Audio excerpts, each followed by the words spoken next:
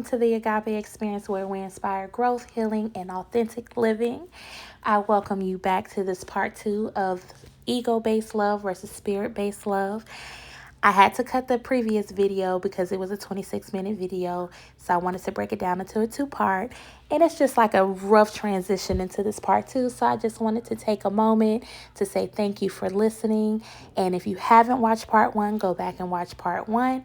And if you are here returning to finish part 2, thank you for coming back and listening. And I hope that it is a blessing to you as it has been a blessing to me. And I look forward to hearing your feedback soon. I say, ego is blame. Spirit is taking responsibility. So an example of that is like, you just focus on what the other person has done wrong, right? You just focus on what they did. You're not focused on how you got there in that situation either. So I hate to use love and relationships all the time, but that's my topic right there. That's what me and my friends talk about all the time. So, you think of like you getting into, let's see. I'm trying to think what I can say. What can I use as an example without throwing any of them under the bus? I think that's pretty self-explanatory. What you think? I think it may be. Blame is just basically focusing on the other person and what they did wrong. Responsibility and moving into spirit-based love is saying, I acknowledge what you did, but what role did I play in this? What did I do that contributed to us being here, right? And that could be an action, that could be a thought pattern, that can be a belief system, that could be anything. Like, it doesn't have to be something big. It could be something minute as self-love and self-worth. It could be as simple as that. Avoidance versus engagement. Avoidance is like, I'm gonna keep that over there, I'm not gonna look to it, we're not gonna do that, right? Versus engagement is taking the time to come together and essentially collaborate and engage each other and reach a place of understanding, right? Complaining versus gratitude. When you're complaining, you focus on ego things, earthly things. You're focused on what doesn't feel good, what you don't like, what you don't have, all those good things, right? Versus in gratitude, it's a mindset shift of saying, like, though there may be more things I want in life, look at all this beauty and this nature that I get to experience. I think people a lot of times take for granted nature. I am a nature freak. My family and friends laugh and call me a tree hugger. I don't really be out here hugging trees, at least not yet, because I be scared of the ants and bugs and stuff on them. So I be like, I'm just going to sit here and I'm admire you and take pictures of you. But I'll go out throughout where I live or anywhere I go, and I'll just take pictures of nature, right? Because to me, it's the most connection that I feel to God, and it also just gives me a sense of gratitude that I take time to pay attention to the trees and pay attention to the flowers. And I don't like the bugs and stuff in my vicinity, but I appreciate their place in the ecosystem, right? So it really kind of even just fascinates me about the beauty of life and how everything is just divinely designed. And you just think about how endless nature can be. Like, I only get to experience where I'm at in this moment, but there's so many other beautiful scenes in nature that exist throughout the world, and they all coexist at the same time. And it just, to me, it's a reflection of the vastness and the beauty of God, essentially. So when you are in a place of gratitude, you can just have more of an awe for life. And to me, it helps me shift from my problems to the greater thing that matters in life, or greater things that matter in life. Ego versus spirit, again, is scarcity versus abundance. In your ego, you feel like there's not enough. You feel like, in ego space is in your mind, right? So you got to get this, because if you don't get it, somebody else gonna get it, and it ain't gonna be enough for you. Whereas abundance says there's more than enough, and everything that God has for me is going to come to me, and it is mine. I don't have to fight for it. I don't have to beg for it. I don't have to devalue myself for it. I trust that God and the whole entire universe is abundant enough to give me what is mine. And that is a beautiful place to be. um, Reactive versus responsive. Ego is reactive, spirit is responsive. I think that's pretty self explanatory. Um, Ego is selfish about me and my needs and what I want, whereas spirit is about contribution and we as a collective. Um, and this is one of my favorites. Ego love is about doing, whereas spirit based love is about being. And as someone who has spent her whole entire life feeling like I have to do, and that's really conditioning, and probably even a little bit examples of the people in my life, is like, it's so affirming to know that in order to receive love, be in love, get love, when you can just rest in the essence of who you are, it's not tied to anything other than you're valuable and you're worthy for love, right? So if you think about doing, you feel like I have to do these things to get love or receive love, versus being means that whether I do these things or not, I am worthy of the love that I desire. I am worthy of, experiencing the love that I desire. So to me, that's one of the beautiful places to be. In quite transparency, I bounce back and forth between the two because it's a habit that I'm trying to break. But it's when I am in that energy, like, that me just being just as I am is enough. So you think about, how the world tells us, like, you got to get the degree, you got to have the car, you got to have the family, you got to have the husband or the wife, you got to have kids, you know, hit certain income brackets and things like that. And there's nothing wrong with having those things. But a lot of times in our society, in our culture, our worth is tied to those things. So if you reach a certain point in life and you don't have it, like, I struggle with that bad up until maybe 35, 34, 35, because I had this vision of where I was going to be at certain age milestones, right? And then when I didn't reach them, it caused depression, it caused low self-esteem and self-worth, because I was just like, I was supposed to be here, I was supposed to do this, and I didn't make it, so now therefore I don't deserve to be happy. I stopped living my life for about 10 years. Stop living my life because I felt like I didn't deserve to do these things because I haven't accomplished these goals over here. So I'm not going to say I lost 10 years of my life, because in that moment of stagnation, I did a lot of self-work and a lot of self-healing that was internal, that didn't have a physical manifestation, right? But baby, this next season, you're going to see the physical manifestation. But that's nothing.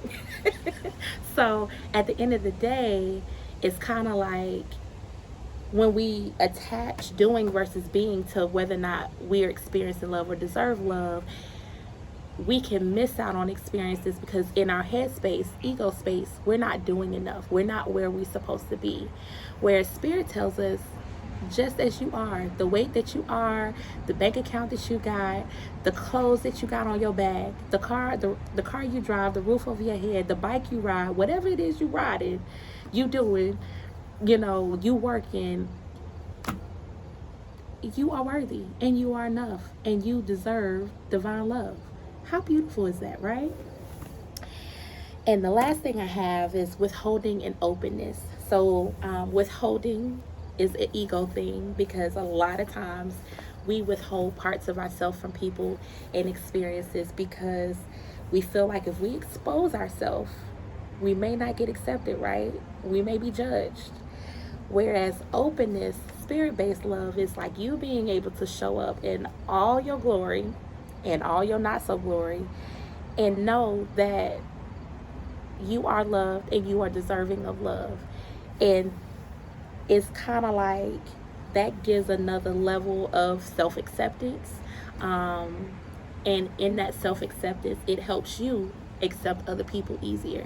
Because a lot of times, which I'm sure you've seen on quotes and stuff around social media, when people got issues with people or they don't accept people for who they are, it's because they don't accept themselves.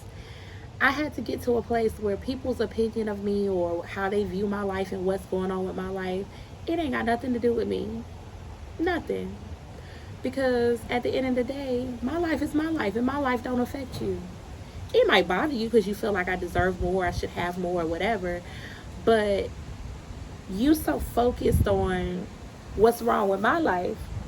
But if you're doing your work and working on your life, like real work, not saying like, oh, I got these materialistic things and I got this going on, so I'm good. But I'm like your soul level work, and that's what the agape is about. Agape is all about soul level work, right? Because when you leave this earth, technically, the only thing you taking with you is your soul, right? So, what kind of car you driving? What kind of job you got? What kind of bank account you got? All that is earthly things, right? But I'm more concerned about what's your headspace like, what's your heart space like, what's your character like, And I think when it comes to withholding versus openness, when you can move from feeling like you have to withhold and hold things from yourself, and you can move into that place of openness, you just give yourself that permission to show up and just be. It goes back to doing versus being, right? So it's just like this not even all of them, but this is like the ones that stood out the most to me, to be able to explain what ego based love is versus spirit based love. And a lot of times, whether you are in controlling relationships, you dealing with people focused on your faults and what you doing wrong, you focus on people worrying about how what you do and what you don't do serves them and their needs and their wants. And it's just kind of like, me and my friends talk about this, where I'm just kind of like, well, where's the balance of like being in a relationship with someone, or a friendship with someone, where you don't feel like you giving up parts of things that you feel like you need, versus you are trying to have someone meet a need that's from outside yourself, right? So, or something that's within, that should be coming from within, but you're using someone from the outside to fulfill that need, right?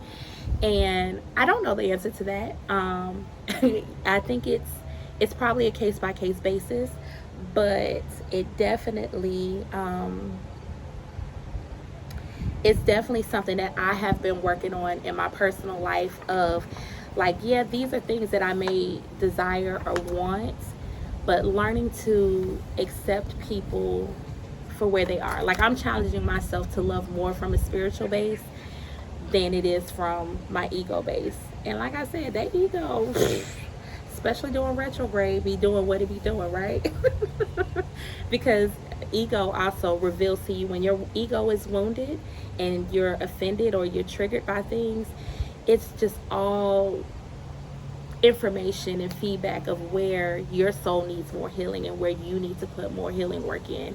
And it can be a painful process, but the result is going to be beautiful if you do the work, right?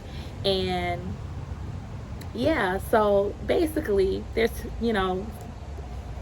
layman's term, I guess you would say, is that there's two types of love, and you get to decide which one you want to experience by what you do and how you show up in yourself and what you allow in your life. And for me, I give people space to be human, don't get me wrong, but the goal is going to always be spirit-based love, right? The goal is for us to reach a place of acceptance and being, so that we can have a healthy, loving connection, whether that's with my child, whether that's with my significant other, whether that's with my family, and my friends. Now, the thing about it is that you can't force nobody to get on that journey with you, right? They have to desire that level of intimacy, and a lot of people aren't ready for that, and that's okay. There's no judgment there, because we're all on our own individual journey. However, I choose to surround myself with people in my circle that is like, no, I want a real intimate experience, right? And we hold space for each other when we need to revert back to what we know versus in challenging ourselves to grow, right? So to me, that's the beauty about connections, right? So yeah, I'm not going to be the dead horse because this has turned into a two-part series now because I am approaching 25 minutes of talking. Hey Soul Tribe, as you can see, I got cut off on my last video. My battery died while I was at the park. However, prayerfully, something that I said in this part of the series, the ego-based versus soul-based love, struck something in your spirit and helped or challenged you to love on a deeper level and to create more intimacy in your life. This is the image that I used to pull some of my talking points from. There was many images, but I felt I liked the aesthetics of this one, so I decided to use this one. But it basically encompasses everything that I was speaking on. I'm contemplating making one more wrap-up video to close out the series because there are some things that I had in my notes that I didn't get to touch on, but we'll see. It may be an actual video or it may be something like this where it's just the images and me doing a voiceover.